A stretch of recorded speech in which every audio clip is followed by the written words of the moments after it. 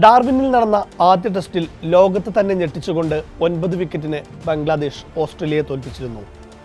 സ്വന്തം നാട്ടിൽ ആദ്യമായാണ് ഓസ്ട്രേലിയ ബംഗ്ലാദേശിന് മുന്നിൽ തോൽക്കുന്നത്.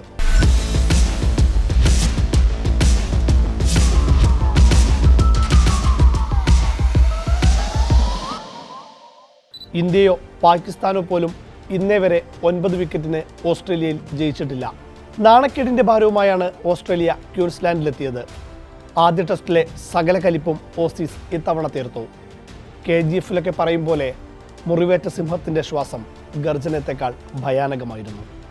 കങ്കാരുക്കൾ കടുവയെ കടിച്ചു കീറിക്കൊന്നു. 5 ദിവസത്തെ ടെസ്റ്റ് വെറും 5 സെഷൻ കൊണ്ട് തീർത്തു കമ്മിൻസും കൂട്ടരും. ഓസ്ട്രേലിയയിൽ നടന്ന ഏറ്റവും ചെറിയ രണ്ടാമത്തെ ടെസ്റ്റാണിത്. ആദ്യം ബാറ്റ് ചെയ്ത ബംഗ്ലാദേശിനെ വെറും 64 ടെസ്റ്റിനാണ് ഓസ്ട്രേലിയ ചുരുട്ടിക്കൂട്ടിയത്. 34 ഓവറിൽ ഇന്നിങ്സ് തീർന്നു. ഇന്നിങ്സിന്റെ ആദ്യ പന്തിൽ തന്നെ ഷദ്മാൻ ഇസ്ലാമിനെ പുറത്താക്കി മിച്ചൽ സ്റ്റാർക്ക് ബംഗ്ലാദേശിനെ അക്ഷരാർത്ഥത്തിൽ എറിഞ്ഞുകൊന്നു. 5 വിക്കറ്റിന് 12 റൺസ് എന്ന അതിദയനീയ അവസ്ഥയിലായിരുന്നു ബംഗ്ലാദേശ്. ആ 5ഉം പിഴുതത് സ്റ്റാർക്ക് തന്നെയായിരുന്നു. 14 റൺസ് എടുത്ത അവസാന ബാറ്റർ ഷൊറിഫുൽ ഇസ്ലാമാണ് ബംഗ്ലാദേശിന്റെ ടോപ്പ് സ്കോറർ. 7 പേർ 2 അക്കം കാണാതെ പുറത്തായി. 10 ഓവറിൽ 12 റൺസ് മാത്രം വിട്ടുകൊടുത്ത് മിച്ചൽ സ്റ്റാർക്ക് 6 വിക്കറ്റ് എടുത്തു. അതിൽ 6 ഓവറും മെയ്ഡൻ ആയിരുന്നു. 22 പന്തിന്റെ ഇടവേളയിലാണ് 5 വിക്കറ്റുകൾ പിഴുതത്. ക്യാപ്റ്റൻ പാറ്റ് കമ്മിൻസ് 3 വിക്കറ്റ് നേടി.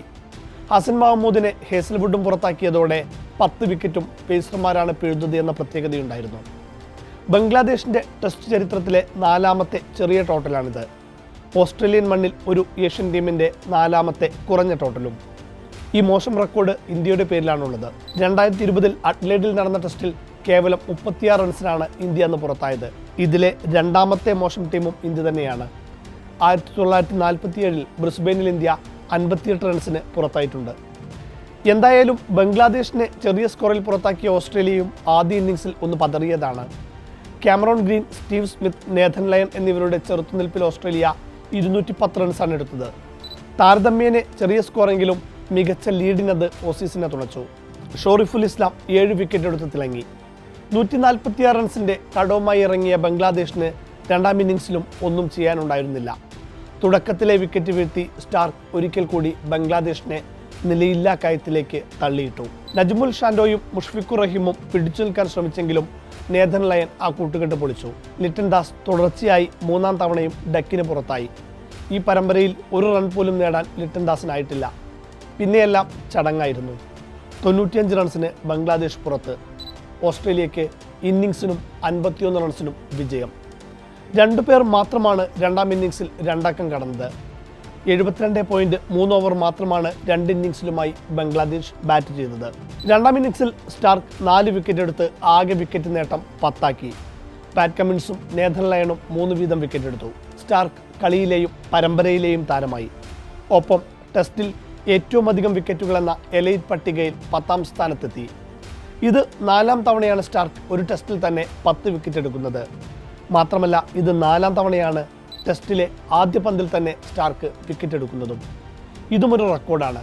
ടസ്കിൻ അഹമ്മദിന്റെ ക്യാച്ച് എടുത്തതോടെ ടെസ്റ്റിൽ ഏറ്റവും കൂടുതൽ ക്യാച്ച് എടുക്കുന്ന താരമെന്ന റെക്കോർഡിൽ സ്മിത്ത് ജോ റൂട്ടിനൊപ്പം എത്തി. ഇരുവർക്കും 219 ക്യാച്ചുകളാണുള്ളത്. ഇതാദ്യമായാണ് ബംഗ്ലാദേശ് ഒരു ടെസ്റ്റിലെ 2 ഇന്നിങ്സിലും 100-ൽ താഴെ റൺസിന് പുറത്താകുന്നത്. മറുവശത്ത് ഇന്നിങ്സ് വിജയം നേടിയ ഒരു ടീമിൻ്റെ ഏറ്റവും ചെറിയ 4ാമത്തെ സ്കോറാണ് ഓസ്ട്രേലിയയുടെ 210 റൺസ്. എന്തായാലും ഒരാഴ്ച മുമ്പ് ഡാർവിനിൽ 400 റൺസിന് മുകളിൽ സ്കോർ ചെയ്യുകയും ഓസ്ട്രേലിയയെ 9 വിക്കറ്റിന് തോൽപ്പിക്കുകയും ചെയ്ത ബംഗ്ലാദേശിൻ്റെ നിഴൽ മാത്രമായിരുന്നു മക്കയിൽ കണ്ടത്. ആകെ 5 സെഷനിൽ തീർന്ന ടെസ്റ്റ് മത്സരത്തിൽ ഒരു ഘട്ടത്തിൽ പോലും മേധാവിത്വം കാണിക്കാൻ ബംഗ്ലാദേശിനായില്ല.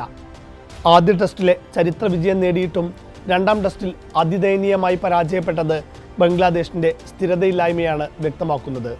അതേസമയം ന്യൂസിലൻഡിലും ഓസ്ട്രേലിയയിലും ടെസ്റ്റ് പരമ്പര സമനിലയിൽ ആക്കാൻ കഴിഞ്ഞുവെന്ന വലിയ ആശ്വാസം ബംഗ്ലാദേശിനുണ്ട്. മഹത്തായ വിജയങ്ങൾ നിലനിർത്താൻ സ്ഥിരതയാണ് ഇനി ആ ടീമിന് ആവശ്യം.